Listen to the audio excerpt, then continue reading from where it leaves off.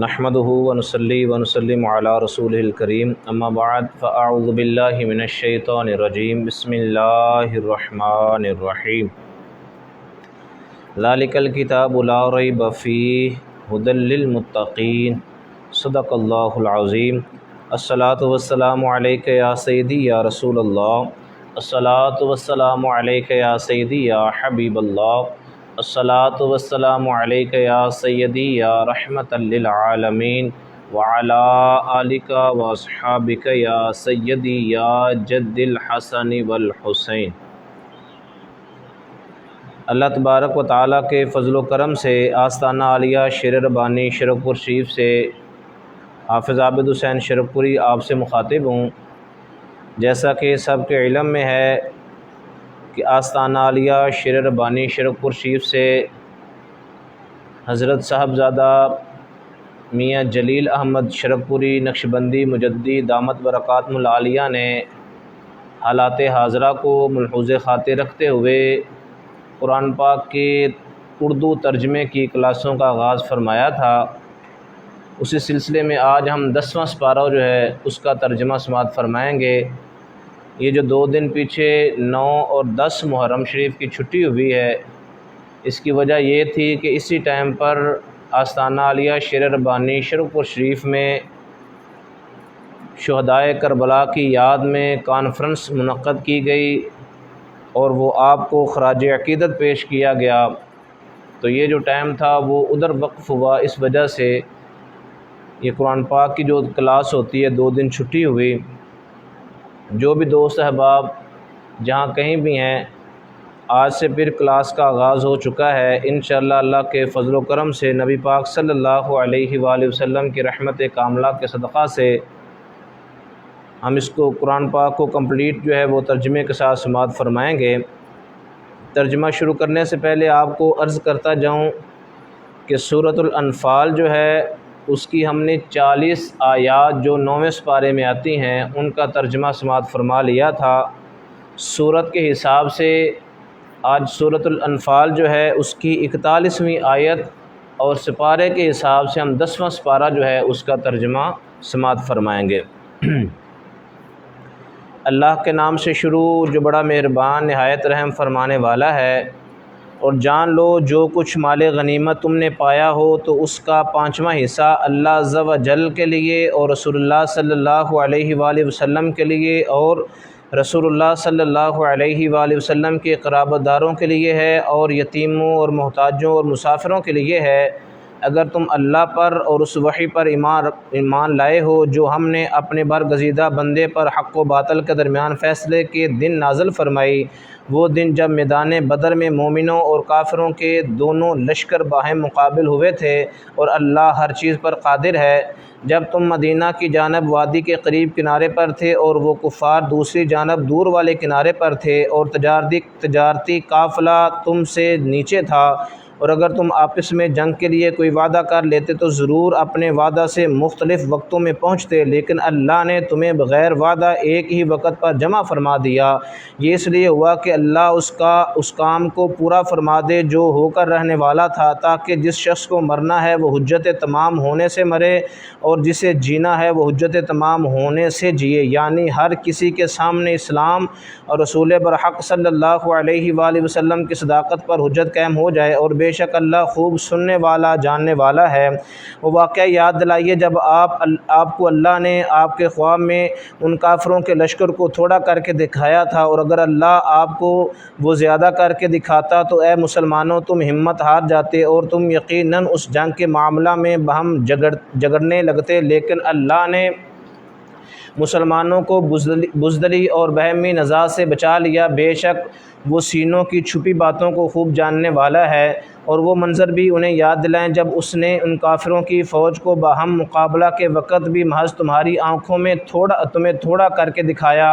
اور تمہیں ان کی آنکھوں میں تھوڑا دکھلایا تاکہ تم دونوں لشکر لڑائی میں مستعد رہیں۔ یہ اس لیے کہ اللہ اس بھرپور جنگ کے نتیجے میں کافروں کی شکست فاش کے امر کو پورا پورا کر دے جو عند اللہ مقرر ہو چکا تھا، اور بالآخر اللہ ہی کی طرف تمام کام لوٹائے جاتے ہیں۔ اے ایمان والو، جب دشمن کی کسی فوج سے تمہارا مقابلہ ہو تو ثابت قدم رہا کرو اور اللہ کو کثرت سے یاد کیا کرو تاکہ تم فلاح پا جاؤ، اور اللہ عز و جل اور رسول اللہ صلی اللہ علیہ وآلہ وسلم کی اطاعت کرو، اور آپس میں جھگڑا مت کرو ورنہ متفرق اور کمزور ہو کر بزدل ہو جاؤ گے، اور دشمنوں کے سامنے تمہاری ہوا یعنی قوت اکھڑ جائے گی۔ اور صبر کرو، بے شک اللہ صبر کرنے والوں کے ساتھ ہے، اور ایسے لوگوں کی طرح نہ ہو جو اپنے گھروں سے اتراتے ہوئے اور لوگوں کو دکھلاتے ہوئے نکلے تھے، اور جو لوگوں کو اللہ کی راہ سے روکتے تھے، اور اللہ ان کے کاموں کو جو وہ کر رہے ہیں اپنے علم کی قدرت کے ساتھ احاطہ کیے ہوئے ہے۔ اور جب شیطان نے ان کافروں کے لیے ان کے اعمال خوشنما کر دکھائے اور اس نے ان سے کہا آج لوگوں میں سے کوئی تم پر غالب نہیں ہو سکتا، اور بے شک میں تمہیں پناہ دینے والا ہوں، مددگار ہوں، پھر جب دونوں فوجوں نے ایک دوسرے کو مقابل دیکھ لیا تو وہ الٹے پاؤں بھاگ گیا اور کہنے لگا بے شک میں تم سے بیزار ہوں، یقیناً میں وہ کچھ دیکھ رہا ہوں جو تم نہیں دیکھتے، بے شک میں اللہ سے ڈرتا ہوں اور اللہ سخت عذاب دینے والا ہے۔ اور وہ وقت بھی یاد کرو جب منافقین اور وہ لوگ جن کے دل میں کفر کی بیماری ہے کہہ رہے تھے کہ ان مسلمانوں کو ان کے دین نے بڑا مغرور کر رکھا ہے، جبکہ حقیقت حال یہ ہے کہ جو کوئی اللہ پر توکل کرتا ہے تو اللہ اس کے جملہ امور کا کفیل ہو جاتا ہے، بے شک اللہ بہت غالب بڑی حکمت والا ہے۔ اور اگر آپ وہ منظر دیکھیں تو بڑا تعجب کریں جب فرشتے کافروں کی جان قبض کرتے ہیں، وہ ان کے چہروں اور ان کی پشتوں پر ہتھوڑے مارتے جاتے ہیں اور کہتے ہیں کہ دوزخ کی آگ کا عذاب چکھ لو، یہ عذاب ان اعمال بد کی بدلے میں ہے جو تمہارے ہاتھوں نے آگے بھیجے، اور اللہ ہرگز بندوں پر ظلم فرمانے والا نہیں۔ ان کافروں کا حال بھی ان قوم فرعون اور ان سے پہلے کے لوگوں کے حال کی مانند ہے، انہوں نے بھی اللہ کی آیات کا انکار کیا تھا، سو اللہ نے انہیں ان کے گناہوں کے باعث عذاب میں پکڑ لیا، بے شک اللہ قوت والا سخت عذاب دینے والا ہے۔ یہ عذاب اس وجہ سے ہے کہ اللہ کسی نعمت کو ہرگز بدلنے والا نہیں جو اس نے کسی قوم پر ارزانی فرمائی ہو، یہاں تک کہ وہ لوگ از خود اپنی حالت نعمت کو بدل دیں، یعنی کفران نعمت اور معصیت و نافرمانی کے مرتکب ہوں، اور پھر ان میں سے احساس زیاں بھی باقی نہ رہے، تب وہ قوم ہلاک و برباد کی زد میں آ جاتی ہے، بے شک اللہ خوب سننے والا جاننے والا ہے۔ یہ عذاب بھی قوم فرعون اور ان سے پہلے کے لوگوں کے دستور کی مانند ہے، انہوں نے بھی اپنے رب کی نشانیوں کو جھٹلایا تھا، سو ہم نے ان کے گناہوں کے باعث انہیں ہلاک کر ڈالا، اور ہم نے فرعون والوں کو دریا میں غرق کر دیا، اور وہ سب کے سب ظالم تھے۔ بے شک اللہ کے نزدیک سب جانوروں سے بھی بدتر وہ لوگ ہیں جنہوں نے کفر کیا پھر وہ ایمان نہیں لاتے، یہ وہ لوگ ہیں جن سے آپ نے بارہا عہد لیا پھر وہ ہر بار اپنا عہد توڑ ڈالتے ہیں، اور وہ اللہ سے نہیں ڈرتے، سو اگر آپ انہیں میدان جنگ میں پالیں تو ان کے عبرتناک قتل کے ذریعے ان کے پچھلوں کو بھی بھگا دیں تاکہ انہیں نصیحت حاصل ہو، اور اگر آپ کو کسی قوم سے خیانت کا اندیشہ ہو تو ان کا عہد ان کی طرف برابری کی بنیاد پر پھینک دیں، بے شک اللہ دغا بازوں کو پسند نہیں کرتا۔ اور کافر لوگ اس گمان میں ہرگز نہ رہیں کہ وہ بچ کر نکل گئے، بے شک وہ ہمیں عاجز نہیں کر سکتے، اور اے مسلمانوں ان کے مقابلے کے لیے تم سے جس قدر ہو سکے ہتھیاروں اور آلات جنگ کی قوت مہیا کر رکھو، اور بندھے ہوئے گھوڑوں کی کھیپ بھی اسی دفاعی تیاری سے تم اللہ کے دشمن اور اپنے دشمن کو ڈراتے رہو، اور ان کے سوا دوسروں کو بھی جن کی چھپی دشمنی کو تم نہیں جانتے، اللہ انہیں جانتا ہے، اور تم جو کچھ بھی اللہ کی راہ میں خرچ کرو گے تمہیں اس کا پورا بدلہ دیا جائے گا، اور تم سے ناانصافی نہ کی جائے گی، اور اگر وہ کفار صلح کے لیے جھکیں تو آپ بھی اس کی طرف مائل ہو جائیں، اور اللہ پر بھروسہ رکھیں، بے شک وہی خوب سننے والا جاننے والا ہے، اور اگر وہ چاہیں کہ آپ کو دھوکہ دیں تو بے شک آپ کے لیے اللہ کافی ہے، وہی ہے جس نے آپ کو اپنی مدد کے ذریعے اور اہل ایمان کے ذریعے طاقت بخشی، اور اس نے ان مسلمانوں کے دلوں میں باہمی الفت پیدا فرما دی، اگر آپ وہ سب کچھ زمین میں ہے خرچ کر ڈالتے تو ان تمام مادی وسائل سے بھی آپ ان کے دلوں میں یہ الفت پیدا نہ کر سکتے، لیکن اللہ نے ان کے درمیان ایک روحانی رشتے سے محبت پیدا فرما دی، بے شک وہ بڑے غلبے والا حکمت والا ہے۔ اے نبی معظم صلی اللہ علیہ وآلہ وسلم، آپ کے لیے اللہ کافی ہے، اور وہ مسلمان جنہوں نے آپ کی پیروی اختیار کر لی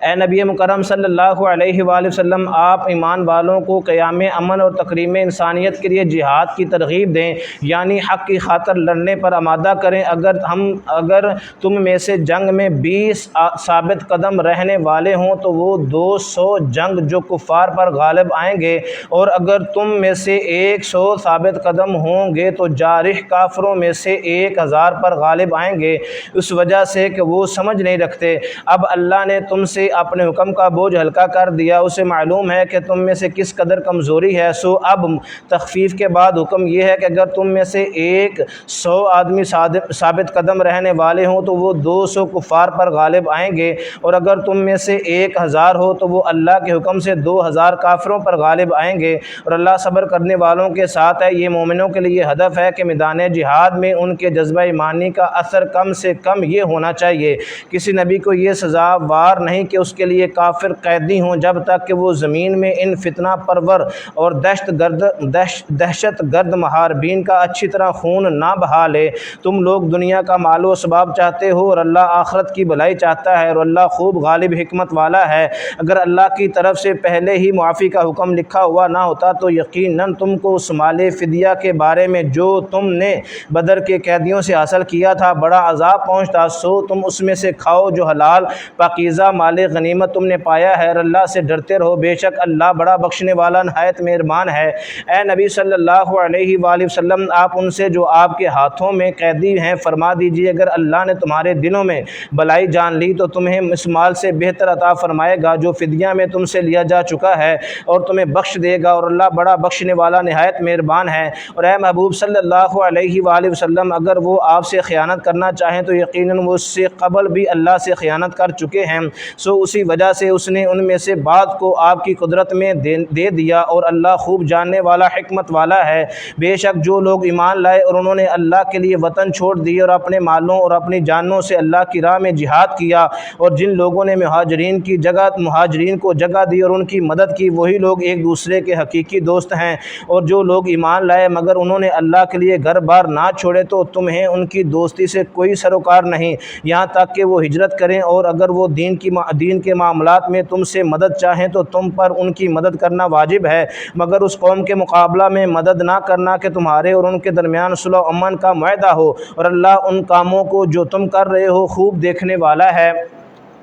اور جو لوگ کافر ہیں وہ ایک دوسرے کے مددگار ہیں۔ اے مسلمانوں، اگر تم ایک دوسرے کے ساتھ ایسا تعاون اور مدد و نصرت نہیں کرو گے تو زمین میں غلبہ و کفر باطل کا فتنہ اور بڑا فساد بپا ہو جائے گا۔ اور جو لوگ ایمان لائے اور انہوں نے ہجرت کی اور اللہ کی راہ میں جہاد کیا، اور جن لوگوں نے راہ خدا میں گھر بار اور وطن قربان کر دینے والوں کو جگہ دی اور ان کی مدد کی، وہی لوگ حقیقت میں سچے مسلمان ہیں، انہی کے لیے بخشش اور عزت کی روزی ہے۔ اور جو لوگ اس کے بعد ایمان لائے اور انہوں نے راہ حق میں قربانی دیتے ہوئے گھر بار چھوڑ دیے اور عدل و انصاف اور امن و سلامتی کے نزائدہ نظام کو متزلزل کرنے والے حملہ آور اور جارح دشمنوں کے خلاف تمہارے ساتھ مل کر دفاعی جہاد کیا تو وہ لوگ بھی تم ہی میں سے ہیں، اور اللہ کی کتاب میں رشتہ دار صلہ رحمی اور وراثت کے لحاظ سے ایک دوسرے کے زیادہ حقدار ہیں، بے شک اللہ ہر چیز کو خوب جاننے والا ہے۔ سورۃ الانفال جو ہے وہ اللہ کے فضل سے کمپلیٹ ہو گئی ہے۔ ابھی سورۃ التوبہ جو مدنیہ ہے اس کا ترجمہ ہم سماعت فرمائیں گے۔ اللہ اور اس کے رسول صلی اللہ علیہ وآلہ وسلم کی طرف سے بیزاری دست و برداری کا اعلان ہے ان مشرک لوگوں کی طرف جن سے تم نے صلح و امن کا معاہدہ کیا تھا، لیکن انہوں نے معاہدہ توڑتے ہوئے جنگ شروع کر دی۔ پس اے مشرکو، تم زمین میں 4 ماہ تک گھوم پھر لو، اس مہلت کے اختتام پر تمہیں جنگ کا سامنا کرنا ہوگا، اور جان لو کہ تم اللہ کو ہرگز عاجز نہیں کر سکتے، اور بے شک اللہ کافروں کو رسوا کرنے والا ہے۔ یہ آیات اللہ عز و جل اور اس کے رسول صلی اللہ علیہ وآلہ وسلم کی جانب سے تمام لوگوں کی طرف حج اکبر کے دن اعلان عام ہے کہ اللہ مشرکوں سے بیزار ہے، اس کا رسول اللہ صلی اللہ علیہ وآلہ وسلم بھی ان سے بری ذمہ ہیں۔ پس اے مشرکو، اگر تم توبہ کر لو تو وہ تمہارے حق میں بہتر ہے، اور اگر تم نے روح گردانی کی تو جان لو تم ہرگز اللہ کو عاجز نہ کر سکو گے۔ اور اے حبیب صلی اللہ علیہ وآلہ وسلم، آپ کافروں کو دردناک عذاب کی خبر سنا دیں۔ سوائے ان مشرکوں کے جن سے تم نے معاہدہ کیا تھا، پھر انہوں نے تمہارے ساتھ اپنے عہد کو پورا کرنے میں کوئی کمی نہیں کی اور نہ تمہارے مقابلہ پر کسی کی مدد یا پشت پناہی کی، سو تم ان کے عہد کو ان کے مقررہ مدت تک ان کے ساتھ پورا کرو، بے شک اللہ پرہیزگاروں کو پسند فرماتا ہے۔ پھر جب حرمت والے مہینے گزر جائیں تو تم حسب اعلان جن کو مشرکوں نے از سر نو جنگ شروع کر دی ہے، دوران جنگ ان کو جہاں کہیں بھی پاؤ قتل کر دو اور انہیں گرفتار کر لو اور انہیں قید کر دو اور انہیں پکڑنے اور گھیرنے کے لیے ہر گات کی جگہ ان کی طاق میں بیٹھو۔ پس اگر وہ توبہ کر لیں اور نماز قائم کریں اور زکوٰۃ ادا کرنے لگیں تو ان کا راستہ چھوڑ دو، بے شک اللہ بڑا بخشنے والا نہایت مہربان ہے۔ اور اگر مشرکوں میں سے کوئی بھی آپ سے پناہ کا خواستگار ہو تو اسے پناہ دے دیں تاکہ وہ اللہ کا کلام سنے، پھر آپ اس سے اس کی جائے امن تک پہنچا دیں، یہ اس لیے کہ وہ لوگ حق کا علم نہیں رکھتے۔ بھلا مشرکوں کے لیے اللہ کے ہاں اور اس کے رسول صلی اللہ علیہ وآلہ وسلم کے ہاں کوئی عہد کیوں کر ہو سکتا ہے، سوائے ان لوگوں کے جن سے تم نے مسجد حرام کے پاس حدیبیہ میں معاہدہ کیا ہے، سو جب تک وہ تمہارے ساتھ عہد پر قائم رہے تو تم ان کے ساتھ قائم رہو، بے شک اللہ پرہیزگاروں کو پسند فرماتا ہے۔ بھلا ان سے عہد کی پاسداری کی توقع کیوں کر ہو، ان کا حال تو یہ ہے کہ اگر تم پر غلبہ پا جائیں تو نہ تمہارے حق میں کسی قرابت کا لحاظ کریں اور نہ کسی عہد کا، وہ تمہیں اپنے منہ سے تو راضی رکھتے ہیں اور ان کے دل ان باتوں سے انکار کرتے ہیں اور ان میں سے اکثر عہد شکن ہیں۔ انہوں نے آیات الہی کے بدلے دنیاوی مفاد کی تھوڑی سی قیمت حاصل کر لی، پھر اس کے دین کی راہ سے لوگوں کو روکنے لگے، بے شک بہت ہی برا کام ہے جو وہ کرتے رہتے ہیں۔ نہ وہ کسی مسلمان کے حق میں قرابت کا لحاظ کرتے ہیں اور نہ عہد کا، اور وہی لوگ سرکشی میں حد سے بڑھنے والے ہیں۔ پھر بھی اگر وہ توبہ کر لیں اور نماز قائم کریں اور زکوٰۃ ادا کرنے لگیں تو وہ دین میں تمہارے بھائی ہیں، اور ہم اپنی آیتیں ان لوگوں کے لیے تفصیل سے بیان کرتے ہیں جو علم و دانش رکھتے ہیں۔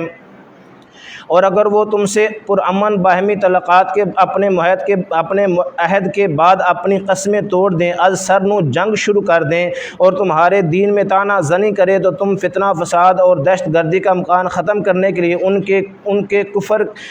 کفر کے سرغنوں سے دفاعی جنگ کرو، بے شک ان کی قسموں کا کوئی اعتبار نہیں تاکہ وہ اپنی فتنہ پروری سے باز آ جائیں۔ کیا تم ایسی قوم سے جنگ نہیں کرو گے جنہوں نے اپنی قسمیں توڑ ڈالیں، یعنی معاہدہ امن توڑ کر حالت جنگ بحال کر دی اور رسول اللہ صلی اللہ علیہ وآلہ وسلم کو جلا وطن کرنے کا ارادہ کیا، حالانکہ پہلی مرتبہ انہوں نے تم سے عہد شکنی اور جنگ کی ابتدا کی؟ کیا تم ان سے ڈرتے ہو جبکہ اللہ زیادہ حقدار ہے کہ تم اس سے ڈرو، بشرطے کہ تم مومن ہو۔ تم ان سے قیام امن کے لیے جنگ کرو، اللہ تمہارے ہاتھوں انہیں عذاب دے گا اور انہیں رسوا کرے گا اور ان کے مقابلے پر تمہاری مدد فرمائے گا اور ایمان والوں کے سینوں کو شفا بخشے گا اور ان کے دلوں کا غم و غصہ دور فرمائے گا اور جس کی چاہے گا وہ توبہ قبول فرمائے گا، اور اللہ بڑے علم والا بڑی حکمت والا ہے۔ کیا تم یہ سمجھتے ہو کہ تم مصائب و مشکلات سے گزرے بغیر یوں ہی چھوڑ دیے جاؤ گے، حالانکہ ابھی اللہ نے ایسے لوگوں کو متمیز نہیں فرمایا جنہوں نے تم میں سے جہاد کیا ہے اور جنہوں نے اللہ کے سوا، اس کے رسول صلی اللہ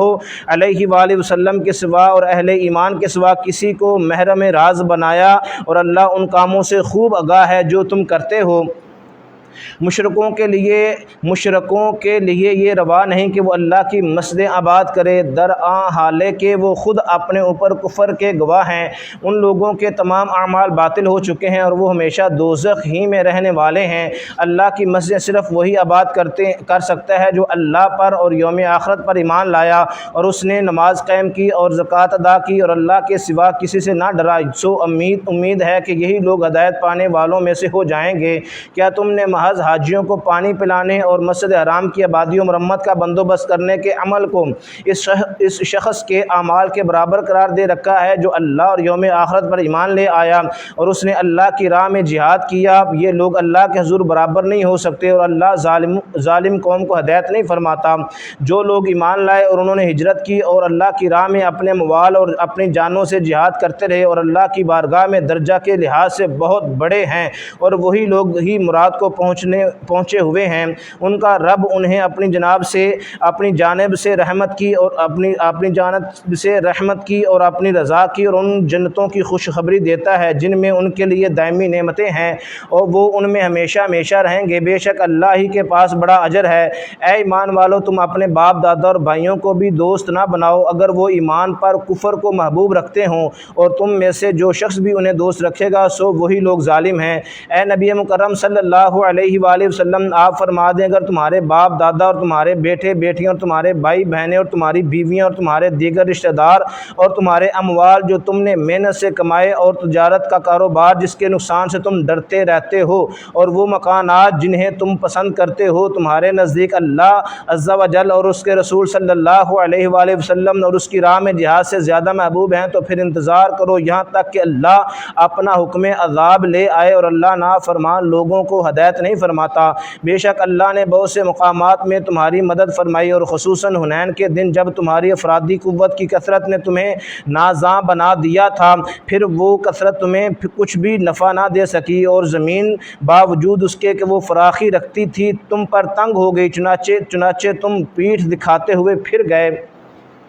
پھر اللہ عز و جل نے اپنے رسول اللہ صلی اللہ علیہ وسلم پر اور ایمان والوں پر اپنی تسکین رحمت نازل فرمائی، اور اس نے ملائکہ کے ایسے لشکر اتارے جنہیں تم نہ دیکھ سکے، اور اس نے ان لوگوں کو عذاب دیا جو کفر کر رہے تھے، اور یہی کافروں کی سزا ہے۔ پھر اللہ اس کے بعد بھی جس کی چاہتا ہے توبہ قبول فرماتا ہے، یعنی اسے توفیق اسلام اور توجہ رحمت سے نوازتا ہے، اور اللہ بڑا بخشنے والا نہایت مہربان ہے۔ اے ایمان والو، مشرکین تو سراپا نجاست ہیں، سو وہ اپنے سال کے بعد یعنی فتح مکہ کے بعد سن 9 ہجری سے مسجد حرام کے قریب نہ آنے پائیں، اور اگر تمہیں تجارت میں کمی کے باعث مفلسی کا ڈر ہے تو گھبراؤ نہیں، ان قریب اللہ اگر چاہے گا تمہیں اپنے فضل سے مالدار کر دے گا، بے شک اللہ خوب جاننے والا بڑی حکمت والا ہے۔ اے مسلمانوں، تم اہل کتاب میں سے ان لوگوں کے ساتھ بھی جوابی جنگ کرو جو نہ اللہ پر ایمان رکھتے ہیں نہ یوم آخرت پر، اور نہ ان چیزوں کو حرام جانتے ہیں جنہیں اللہ عز و جل اور اس کے رسول صلی اللہ علیہ وآلہ وسلم نے حرام قرار دیا ہے، اور نہ ہی دین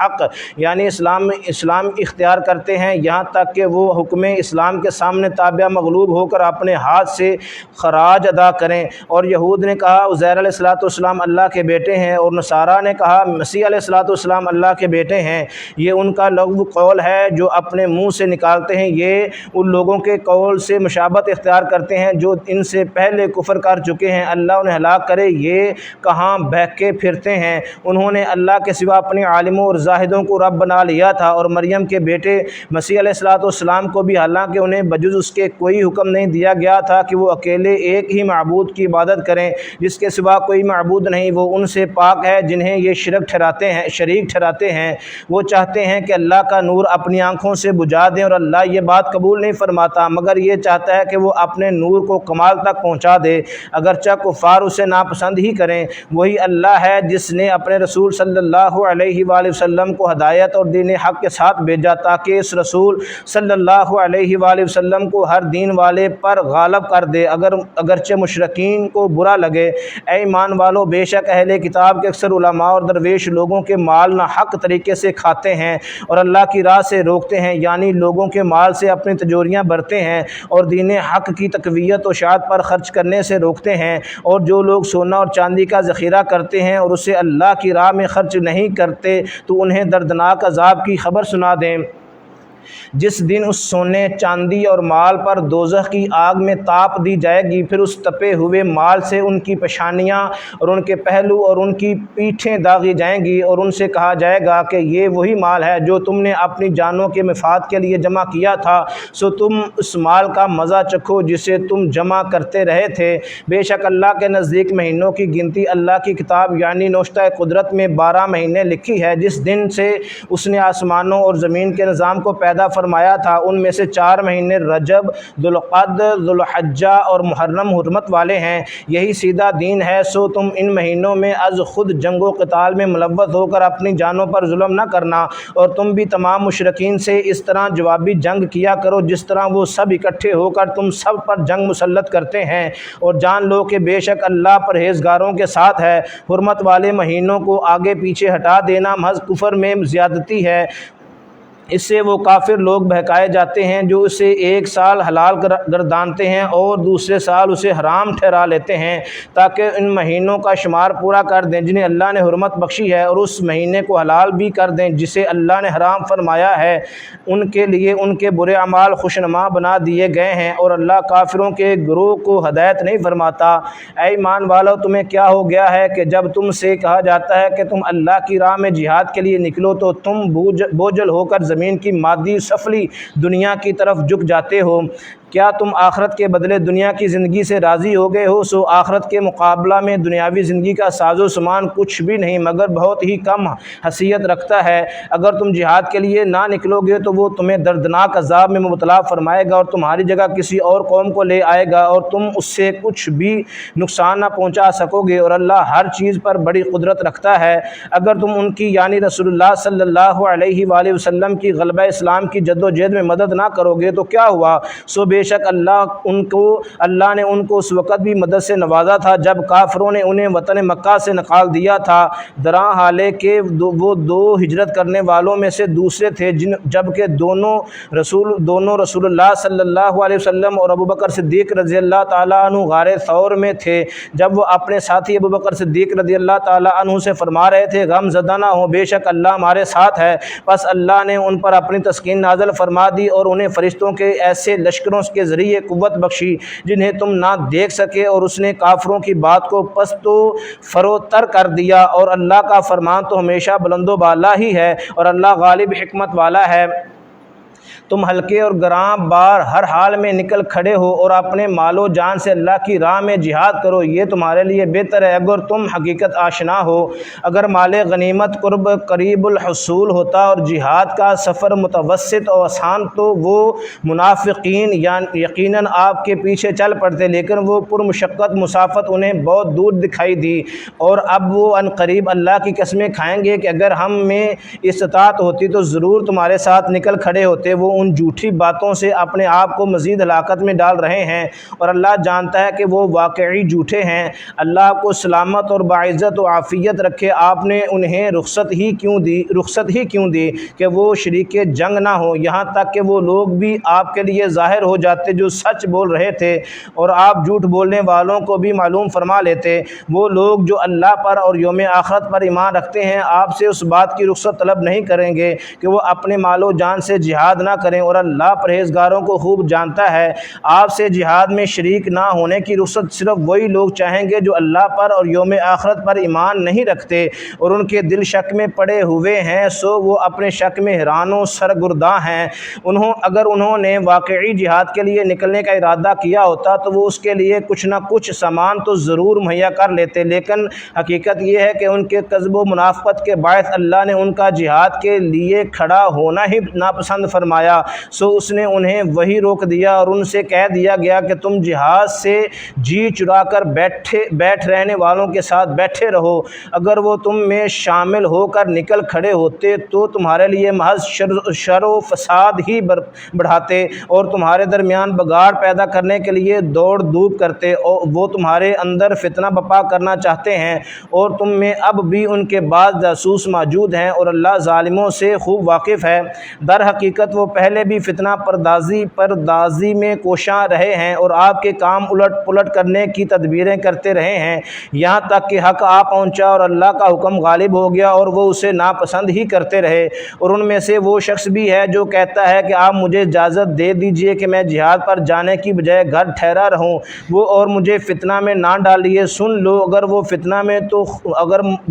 میں تو خود ہی گر پڑے ہیں، اور بے شک جہنم کافروں کو گھیرے ہوئے ہے۔ اگر آپ کو کوئی بلائی یا آسائش پہنچتی ہے تو وہ انہیں بری لگتی ہے، اور اگر آپ کو مصیبت یا تکلیف پہنچتی ہے تو کہتے ہیں کہ ہم نے تو پہلے سے ہی اپنے کام میں احتیاط کا اختیار کر لیا تھا، اور خوشیاں مناتے ہیں۔ مناتے ہوئے پلٹتے ہیں۔ اے حبیب صلی اللہ علیہ وآلہ وسلم، آپ فرما دیجئے کہ ہمیں ہرگز کچھ نہیں پہنچے گا مگر وہی کچھ جو اللہ نے ہمارے لیے لکھ دیا ہے، وہی ہمارا کارساز ہے، اور اللہ ہی پر ایمان والوں کو بھروسہ کرنا چاہیے۔ آپ فرما دیجئے کیا تم ہمارے حق میں دو بلائیوں یعنی فتح و شہادت میں سے ایک ہی کا انتظار کر رہے ہو کہ ہم شہید ہوتے ہیں یا غازی بن کر لوٹتے ہیں، اور ہم تمہارے حق میں تمہاری منافقت کے باعث اس بات کا انتظار کر رہے ہیں کہ اللہ اپنی بارگاہ سے تمہیں خصوصی عذاب پہنچاتا ہے یا ہمارے ہاتھوں سے؟ سو تم بھی انتظار کرو، ہم بھی تمہارے ساتھ منتظر ہیں کہ کس کا انتظار نتیجہ خیز ہے۔ فرما دیجئے تم خوشی سے خرچ کرو یا ناخوشی سے، تم سے ہرگز وہ مال قبول نہیں کیا جائے گا، بے شک تم نافرمان لوگ ہو، اور ان سے ان کے نقصانات یعنی ان کے نفقات یعنی صدقات کے قبول کیے جانے میں کوئی اور چیز نہیں انہیں مانع نہیں ہوئی سوائے اس کے کہ وہ اللہ اور اس کے رسول صلی اللہ علیہ وسلم کے منکر ہیں، اور وہ نماز کی ادائیگی کے لیے نہیں آتے مگر کاہلی و بے رغبتی کے ساتھ، اور وہ اللہ کی راہ میں خرچ بھی نہیں کرتے مگر اس حال میں کہ وہ ناخوش ہوتے ہیں۔ سو آپ کو نہ تو ان کے اموال تعجب میں ڈالیں اور نہ ہی ان کی اولاد، بس اللہ تو یہ چاہتا ہے کہ انہیں انہی چیزوں کی وجہ سے دنیاوی زندگی میں عذاب دے اور ان کی جانیں اس حال میں نکلیں کہ وہ کافر ہوں، اور وہ اس قدر بزدل ہیں کہ اللہ کی قسمیں کھاتے ہیں کہ وہ تم ہی میں سے ہیں، حالانکہ وہ تم سے نہیں، لیکن وہ ایسے لوگ ہیں جو اپنے نفاق کے ظاہر ہونے اور اس کے انجام سے ڈرتے ہیں، اس لیے وہ بصورت تقیہ اپنا مسلمان ہونا ظاہر کرتے ہیں۔ ان کی کیفیت یہ ہے کہ اگر وہ کوئی پناہ گاہ یا غار یا سرنگ پا لیں تو انتہائی تیزی سے بھاگتے ہوئے اس کی طرف پلٹ جائیں اور آپ کے ساتھ ایک لمحہ بھی نہ رہیں، مگر اس وقت وہ مجبور ہیں، اس لیے جھوٹی وفاداری جتلاتے ہیں، اور انہی میں سے بعض ایسے ہیں جو صدقات کی تقسیم میں آپ پر طعنہ زنی کرتے ہیں، پھر اگر انہیں ان صدقات میں سے کچھ دے دیا جائے تو وہ راضی ہو جائیں، اور اگر انہیں اس میں سے کچھ نہ دیا جائے تو فوراً خفا ہو جاتے ہیں۔ اور کیا ہی اچھا ہوتا اگر وہ لوگ اس پر راضی ہو جاتے جو ان کو اللہ عز و جل اور اس کے رسول اللہ صلی اللہ علیہ وسلم نے عطا فرمایا تھا، اور کہتے کہ ہمیں اللہ کافی ہے، ان قریب ہمیں اللہ اپنے فضل سے اور رسول اللہ صلی اللہ علیہ وآلہ وسلم مزید عطا فرمائیں گے، بے شک ہم اللہ ہی کی طرف راغب ہیں، اور رسول اللہ صلی اللہ علیہ وآلہ وسلم اسی کا واسطہ اور وسیلہ ہے، اس کا دینا بھی اللہ ہی کا دینا ہے۔ اگر یہ عقیدہ رکھتے اور طعنہ زنی نہ کرتے تو یہ بہتر ہوتا۔ بے شک صدقات زکوٰۃ محض غریبوں اور محتاجوں اور ان کی وصولی پر مقرر کیے گئے کارکنوں اور ایسے لوگوں کے لیے ہیں جن کے دلوں میں اسلام کی الفت پیدا کرنا مقصود ہو، اور مزید یہ کہ انسانی گردنوں کو غلامی کی زندگی سے آزاد کرانے میں اور قرض داروں کے بوجھ اتارنے میں اور اللہ کی راہ میں اور مسافروں پر زکوٰۃ کا خرچ کیا جانا حق ہے۔ یہ سب اللہ کی طرف سے فرض کیا گیا ہے، اور اللہ خوب جاننے والا بڑی حکمت والا ہے۔ اور ان منافقوں میں سے وہ لوگ بھی ہیں جو نبی مکرم صلی اللہ علیہ وآلہ وسلم کو ایذا پہنچاتے ہیں اور کہتے ہیں وہ تو کان کے کچے ہیں۔ فرما دیجئے تمہارے لیے بلائی کے کان ہیں، وہ اللہ پر ایمان رکھتے ہیں اور اہل ایمان کی باتوں پر یقین کرتے ہیں، اور تم میں سے جو ایمان لے آئے ہیں ان کے لیے رحمت ہے، اور جو لوگ رسول اللہ صلی اللہ علیہ وآلہ وسلم کو اپنی بدعقیدگی، بدگمانی اور بدزمانی کے ذریعے اذیت پہنچاتے ہیں ان کے لیے دردناک عذاب ہے۔ مسلمانوں، یہ منافقین تمہارے سامنے اللہ کی قسمیں کھاتے ہیں تاکہ تمہیں راضی رکھیں، حالانکہ اللہ عز و جل اور اس کا رسول صلی اللہ علیہ وآلہ وسلم زیادہ حقدار ہے کہ وہ اس سے راضی کریں۔ اگر یہ لوگ ایمان والے ہوتے تو یہ حقیقت جان لیتے اور رسول اللہ صلی اللہ علیہ وآلہ وسلم کو راضی کرتے۔ رسول اللہ صلی اللہ علیہ وآلہ وسلم کے راضی ہونے سے ہی اللہ راضی ہو جاتا ہے، کیونکہ دونوں کی رضا ایک ہے۔ کیا وہ نہیں جانتے کہ جو شخص اللہ عز و جل اور اس کے رسول صلی اللہ علیہ وآلہ وسلم کی مخالفت کرتا ہے تو اس کے لیے دوزخ کی آگ مقرر ہے جس میں وہ ہمیشہ رہنے والا ہے، یہ زبردست رسوائی ہے۔ منافقین اس بات سے ڈرتے ہیں کہ مسلمانوں پر کوئی ایسی صورت نازل کر دی جائے جو انہیں ان باتوں سے خبردار کر دے جو ان منافقوں کے دلوں میں مخفی ہے۔ فرما دیجئے تم مذاق کرتے رہو، بے شک اللہ وہ بات ظاہر فرمانے والا ہے جس سے تم ڈر رہے ہو۔ اور اگر آپ ان سے دریافت کریں تو وہ ضرور یہی کہیں گے ہم تو صرف سفر کاٹنے کے لیے لیے بات چیت اور دل لگی کرتے تھے۔ فرما دیجئے کہ کیا تم اللہ عز و جل اور اس کی آیتوں اور اس کے رسول صلی اللہ علیہ وآلہ وسلم کے ساتھ مذاق کر رہے تھے؟ اب تم معذرت مت کرو، بے شک تم اپنے ایمان کے اظہار کے بعد کافر ہو گئے ہو۔ اگر ہم تم سے ایک گروہ کو معاف بھی کر دیں تب بھی دوسرے گروہ کو عذاب دیں گے، اس وجہ سے کہ وہ مجرم تھے۔ منافق مرد اور منافق عورتیں ایک دوسرے کی جنس سے ہی ہیں۔ یہ لوگ بری باتوں کا حکم دیتے ہیں اور اچھی باتوں سے روکتے ہیں اور اپنے ہاتھ اللہ کی راہ میں خرچ کرنے سے بند رکھتے ہیں۔ انہوں نے اللہ کو فراموش کر دیا تو اللہ نے انہیں فراموش کر دیا، بے شک منافقین ہی نافرمان ہے۔ اللہ نے منافق مردوں اور منافق عورتوں اور کافروں سے آتش دوزخ کا وعدہ فرما رکھا ہے، وہ اس میں ہمیشہ رہیں گے، وہ آگ انہیں کافی ہے، اور اللہ نے ان پر لعنت کی ہے اور ان کے لیے ہمیشہ برقرار رہنے والا عذاب ہے۔ اے منافقو، تم ان لوگوں کی مثل ہو جو تم سے پہلے تھے، وہ تم سے زیادہ طاقتور اور مال و اولاد میں کہیں زیادہ بڑے ہوئے تھے، پس وہ اپنے دنیاوی حصے سے فائدہ اٹھا چکے، سو تم بھی اپنے حصے سے اسی طرح فائدہ اٹھا رہے ہو جیسے تم سے پہلے لوگوں نے لذت دنیا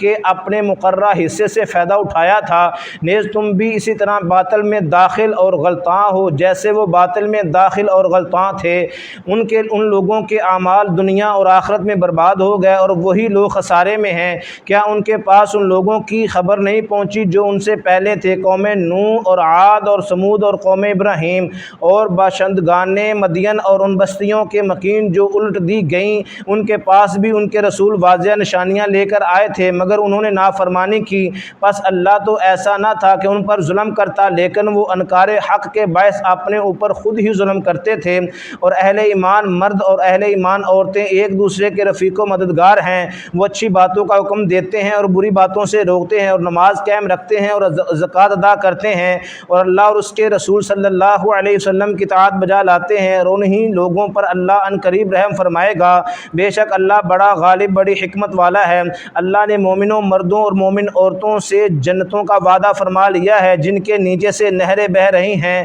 وہ ان میں ہمیشہ رہنے والے ہیں، اور ایسے پاکیزہ مکانات کا بھی وعدہ فرمایا ہے جو جنت کے خاص مقام پر سدا بہار باغات میں ہیں، اور پھر اللہ کی رضا اور خوشنودی ان سب نعمتوں سے بڑھ کر ہے جو بڑے اجر کے طور پر نصیب ہوگی، یہی زبردست کامیابی ہے۔ اے نبی معظم صلی اللہ علیہ وآلہ وسلم، آپ کافروں اور منافقوں سے جہاد کریں اور امن و دشمنی، فساد انگیزی اور جارحیت کے ارتکاب کی وجہ سے ان پر سختی کریں، اور ان کا ٹھکانہ دوزخ ہے اور وہ برا ٹھکانہ ہے۔ یہ منافقین اللہ کی قسمیں کھاتے ہیں کہ انہوں نے کچھ نہیں کہا، حالانکہ انہوں نے یقیناً کلمہ کفر کہا اور وہ اپنے اسلام کو ظاہر کرنے کے بعد کافر ہو گئے، اور انہوں نے کئی اذیت رساں باتوں کا ارادہ بھی کیا تھا جنہیں وہ نہ پا سکے، اور وہ اسلام اور رسول اللہ صلی اللہ علیہ وآلہ وسلم کے عمل میں سے اور کسی چیز کو ناپسند نہ کر سکے سوائے اس کے کہ انہوں نے اللہ عز و جل اور اس کے رسول صلی اللہ علیہ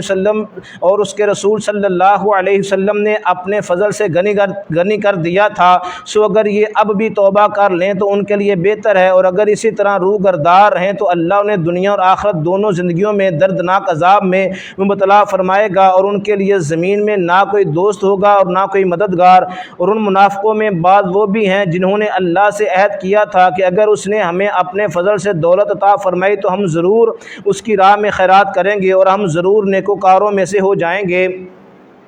پس جب اس نے انہیں اپنے فضل سے دولت بخشی تو وہ اس میں بخل کرنے لگے اور وہ اپنے عہد سے روگردانی کرتے ہوئے پھر گئے، پس اس نے ان کے دلوں میں نفاق کو ان کے اپنے بخل کا انجام بنا دیا اس دن تک جب وہ اس سے ملیں گے، اس وجہ سے کہ انہوں نے اللہ سے اپنے کیے ہوئے عہد کی خلاف ورزی کی، اور اس وجہ سے بھی کہ وہ کذب بیانی کیا کرتے تھے۔ کیا انہیں معلوم نہیں کہ اللہ نے ان کے بید اور ان کی سرگوشیاں جانتا ہے، اور یہ کہ اللہ سب غیب کی باتوں کو بہت خوب جاننے والا ہے؟ جو لوگ برضا و رغبت خیرات دینے والے مومنوں پر ان کے صدقات میں ریاکاری مجبوری کا الزام لگاتے ہیں، اور ان نادار مسلمانوں پر بھی عیب لگاتے ہیں جو اپنی محنت و مشقت کے سوا کچھ زیادہ مقدور نہیں پاتے، سو یہ ان کے جذبہ نفاق کا بھی مذاق اڑاتے ہیں، اللہ انہیں ان کے تمسخر کی سزا دے گا اور ان کے لیے دردناک عذاب ہے۔ آپ خواہ ان بدبخت گستاخ اور آپ کی شان میں طعنہ زنی زنی کرنے والے منافقوں کے لیے بخشش طلب کریں یا ان کے لیے بخشش طلب نہ کریں۔ اگر آپ اپنی طبعی شفقت اور عفو درگزری کی عادت کریمانہ کے پیش نظر ان کے لیے 70 مرتبہ بھی بخشش طلب کریں تو بھی اللہ انہیں ہرگز نہیں بخشے گا، یہ اس وجہ سے کہ انہوں نے اللہ عز و جل اور اس کے رسول صلی اللہ علیہ وآلہ وسلم کے ساتھ کفر کیا ہے، اور اللہ نافرمان قوم کو ہدایت نہیں فرماتا۔ رسول اللہ صلی اللہ علیہ وآلہ وسلم کی مخالفت کے باعث جہاد سے پیچھے رہ جانے والے یہ منافق اپنے بیٹھ رہنے پر خوش ہو رہے ہیں۔ وہ اس بات کو ناپسند کرتے تھے کہ اپنے مالوں اور اپنی جانوں سے اللہ کی راہ میں جہاد کریں، اور کہتے تھے کہ اس گرمی میں نہ نکلو، فرما دیجئے دوزخ کی آگ سب سے زیادہ گرم ہے۔ اگر وہ سمجھتے ہوتے تو کیا ہی اچھا ہوتا۔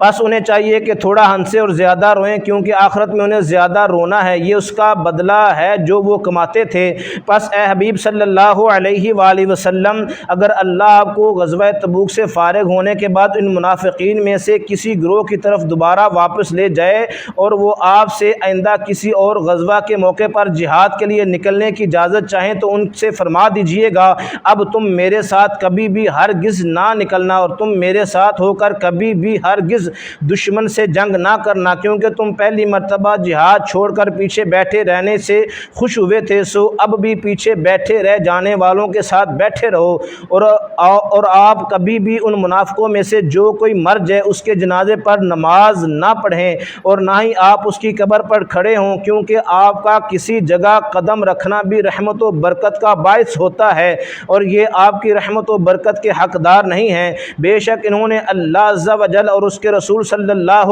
علیہ وآلہ وسلم کے ساتھ کفر کیا، اور وہ نافرمان ہونے کی حالت میں ہی مر گئے، اور ان کے مال اور ان کی اولاد آپ کو تعجب میں نہ ڈالیں۔ اللہ فقط یہ چاہتا ہے کہ ان چیزوں کے ذریعے انہیں دنیا میں بھی عذاب دے اور ان کی جانیں اس حال میں نکلیں کہ وہ کافر ہی ہوں، اور جب کوئی ایسی صورت نازل کی جاتی ہے کہ تم اللہ پر ایمان لاؤ اور اس کے رسول صلی اللہ علیہ وآلہ وسلم کی معیت میں جہاد کرو، تو ان میں سے دولت اور طاقت والے لوگ آپ سے رخصت چاہتے ہیں اور کہتے ہیں آپ ہمیں چھوڑ دیں، ہم پیچھے بیٹھے رہنے والوں کے ساتھ ہو جائیں۔ انہوں نے یہ پسند کیا کہ وہ پیچھے رہ جانے والی عورتوں، بچوں اور معذوروں کے ساتھ ہو جائیں، اور ان کے دلوں پر مہر لگا دی گئی ہے، سو وہ کچھ نہیں سمجھتے۔ لیکن رسول اللہ صلی اللہ علیہ وآلہ وسلم اور جو لوگ ان کے ساتھ ایمان لائے اپنے مالوں اور اپنی جانوں کے ساتھ جہاد کرتے ہیں، اور انہی لوگوں کے لیے سب بھلائیاں ہیں اور وہی لوگ مراد پانے والے ہیں۔ اللہ نے ان کے لیے جنتیں تیار فرما رکھی ہیں جن کے نیچے سے نہریں جاری ہیں، وہ ان میں ہمیشہ رہنے والے ہیں، یہ بہت بڑی کامیابی ہے۔ اور صحرا نشینوں میں سے کچھ بہانہ ساز معذرت کرنے کے لیے دربار رسالت صلی اللہ علیہ وآلہ وسلم میں آئے تاکہ انہیں بھی رخصت دے دی جائے، اور وہ لوگ جنہوں نے اپنے دعوی ایمان میں اللہ عز و جل اور اس کے رسول صلی اللہ علیہ وآلہ وسلم سے جھوٹ بولا تھا، جہاد چھوڑ کر پیچھے بیٹھ رہے، ان قریب ان میں سے ان لوگوں کو جنہوں نے کفر کیا دردناک عذاب پہنچے گا۔ ضعیفوں، کمزوروں پر کوئی گناہ نہیں، اور نہ بیماروں پر، اور نہ ہی ایسے لوگوں پر ہے جو اس قدر وسعت بھی نہیں پاتے جسے خرچ کریں، جبکہ وہ اللہ اور اس کے رسول صلی اللہ علیہ وآلہ وسلم کے لیے خالص و مخلص ہو چکے ہوں۔ نیکوکاروں یعنی صاحبان احسان پر الزام کی کوئی راہ نہیں، اور اللہ بڑا بخشنے والا نہایت مہربان ہے، اور نہ ایسے لوگوں پر تانا الزام کی راہ ہے جبکہ وہ آپ کی خدمت میں اس لیے حاضر ہوئے کہ آپ انہیں جہاد کے لیے سوار کریں، کیونکہ ان کے پاس اپنی کوئی سواری نہ تھی، تو آپ نے فرمایا میں بھی کوئی زائد سواری نہیں پاتا ہوں جس پر تمہیں سوار کر سکوں، تو وہ آپ کے اذن سے اس حالت میں لوٹے کہ ان کی آنکھیں جہاد سے محرومی کے غم میں اشکبار تھیں کہ افسوس وہ اس قدر زیادہ راہ نہیں پاتے جسے وہ خرچ کر سکیں اور شریک جہاد ہو سکیں، اور الزام کی راہ تو فقط ان لوگوں پر ہے جو آپ سے رخصت طلب کرتے ہیں حالانکہ وہ مالدار ہیں، اور وہ اس بات سے خوش ہیں کہ وہ پیچھے رہ جانے والی عورتوں معذوروں کے ساتھ رہیں، اور اللہ نے ان کے دلوں پر مہر لگا دی ہے، سو وہ جانتے ہی نہیں کہ حقیقی سود و ضیاع کیا ہے۔ صدق اللہ العلی العظیم۔ آج ہم نے اللہ تبارک و تعالیٰ کے فضل و کرم سے 10ویں سپارے کا ترجمہ جو ہے وہ مکمل سماعت فرما لیا ہے، اور سورۃ التوبہ جو مدنیہ ہے اس کی 93 یعنی 93 آیات جو ہیں ان کا بھی ترجمہ ہم نے کمپلیٹ کیا ہے۔ کل جو ہم ترجمہ شروع کریں گے وہ 11واں سپارہ کا ابتدائی حصہ ہوگا، یعنی 11واں سپارہ شروع کریں گے اور سورۃ التوبہ کی 94 نمبر آیت جو ہے وہ ہم انشاءاللہ کل سے اس کا ترجمہ سماعت فرمائیں گے۔ اللہ پاک نبی پاک صلی اللہ علیہ وآلہ وسلم کے صدقہ سے ہم سب کو صحیح معنوں میں غلامی مصطفیٰ میں رہتے ہوئے جو بھی ہم سنتے سناتے ہیں عمل کرنے کے اللہ توفیق نصیب فرمائے۔ اعلان پھر سماعت فرما لیں کہ آستانہ عالیہ شیر ربانی شرک پور شریف میں حضرت صاحبزادہ میاں جلیل احمد شرک پوری نقشبندی مجدد دامت برکاتہ العالیہ نے اہل علاقہ کے لیے اور جو بھی لائیو دیکھتے ہیں اس سے بہت سارے لوگ فائدہ جو ہے حاصل کرتے ہیں، سب کے لیے آپ نے یہ بہت اچھا قدم اٹھایا ہے کہ قرآن پاک کا ترجمہ رپیٹ کیا جاتا ہے۔ میں اکثر یہ بات عرض کرتا ہوں کہ ہمارے بزرگ مسلمان دوست جو ہیں وہ بوڑھے ہو جاتے ہیں تو الحمد شریف کا ترجمہ جو ہے وہ بھی ان دوستوں کو نہیں آتا۔ ثواب تو ہوتا ہے اور نماز بھی ہو جاتی ہے، یہ نہیں کہ نہیں ہوتی۔ ہم قرآن پاک کو خالی باوضو طریقے سے ہاتھ لگا کے چومتے ہیں، ادباً اوپر رکھتے ہیں تو اللہ اس کا بھی ہمیں اجر عطا فرماتے ہیں۔ یہ قرآن پاک اللہ پاک کا کلام ہے، لیکن صحیح معنوں میں ہم قرآن پاک کا حق اس وقت ہی ادا کر سکیں گے جب ہم قرآن پاک کو پڑھ کر سمجھیں گے، پھر غلامی مصطفیٰ میں رہتے ہوئے قرآن پاک کے اوپر عمل کریں گے۔ تو جو لوگ بیچ میں ایک دو دوستوں نے کہا کہ یہ اس طریقے سے پڑھتے ہیں تو بات چینج ہو جاتی ہے، تو میں نے پیچھے بھی عرض کیا تھا، پھر عرض کرتا جاؤں کہ جب رکوع تبدیل ہوتا ہے اس وقت موضوع بھی تبدیل ہو جاتا ہے۔ تو جو بات اگر چلتے چلتے کہیں قوم فرعون کا واقعہ آ جاتا ہے اور کہیں آ کر اللہ پاک نبی پاک صلی اللہ علیہ وسلم کے امتیوں کو مخاطب ہوتے ہیں تو وہاں رکوع چینج ہوتا ہے۔ حالات اس وقت جو بھی مسلمانوں کو جس چیز کی ضرورت پڑتی تھی اللہ تبارک و تعالیٰ انسانوں کے لیے، یا جو کفار و مشرک یا منافقین سوالات کرتے تھے ان کے رد کے لیے اللہ اس وقت وہ قرآن نازل فرما دیتے تھے۔ اگر ہم کہیں کہ ہمارے طریقے سے قرآن پاک ہو تو یہ چیز غلط ہے۔ اللہ پاک کا کلام ہے تو اللہ پاک نے اپنے ہی طریقے سے نازل کیا ہوا ہے۔ اللہ تعالیٰ ہمیں یہ فرماتے ہیں کہ وَلَقَدْ يَسَّرْنَا الْقُرْآنَ لِلذِّكْرِ فَهَلْ مِن مُدَّكِرٍ، اس کے لغوی ترجمے اور بہت سارے نکل آتے ہیں، لیکن اللہ تعالیٰ فرماتے ہیں سادے لفظوں میں عرض کروں کہ کیا کوئی ہے نصیحت حاصل کرنے والا کہ اس کے لیے ہم نے نصیحت کو آسان کر دیا ہے۔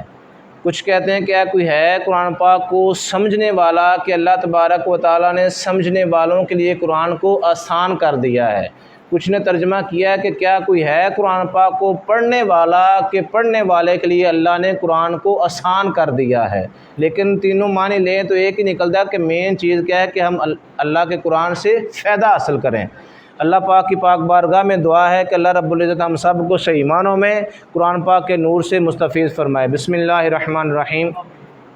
اللہم صلی علی سیدنا مولانا محمد صلی اللہ علیہ وآلہ وسلم معدن الجود والکرم وآلہ واصحابہ وبارک وسلم۔ لا الہ الا اللہ محمد رسول اللہ عز و جل صلی اللہ علیہ وآلہ وسلم۔ لا الہ الا انت سبحانک انی کنت من الظالمین وما ارسلناک الا رحمۃ للعالمین۔ یا رب العالمین ہم لاغر ہیں، کمزور ہیں،